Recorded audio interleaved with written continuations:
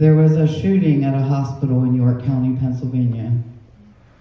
A police officer was shot and killed. A few healthcare workers were injured. My niece, who was recently born, was at the NICU at one of those hospitals. And both hospitals were on lockdown. So I reached out to my sister to get confirmation that everything was okay in regarding to my newborn niece who was totally defenseless. And I think about, I don't know who all here is a healthcare worker. I'm a healthcare worker. I work in mental health.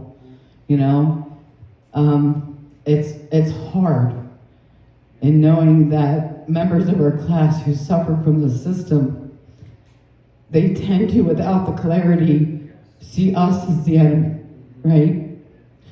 But we have to understand and clear that they're indoctrined to know this, right? They don't know who the real enemy is, and to just be patient. So my heart goes out to the healthcare workers who were hurt in this process, who are now in fear and advocating already, right, less than a day later, that we just need to beef up security in facilities versus understanding that the root problem is the system itself. We don't need to be policed more. But all they see is the tip of the leaf, right? That's the majority of our class at this time. And it's going to take us coming together and bringing them together to understand and develop this clarity. My heart does go out to the officer that lost his life and those who loved him, who now lost their loved one. I struggle with that myself, but I'm going to say that. But my heart also goes out to Dagny's Archangel Ortiz, who is now trying to be painted as a monster in the media for this act.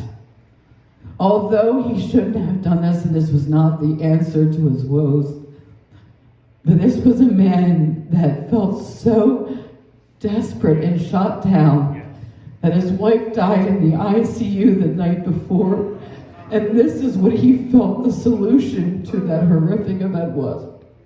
And he went into the hospital and he was reactionary. And my understanding is at the end of that, he took his own life.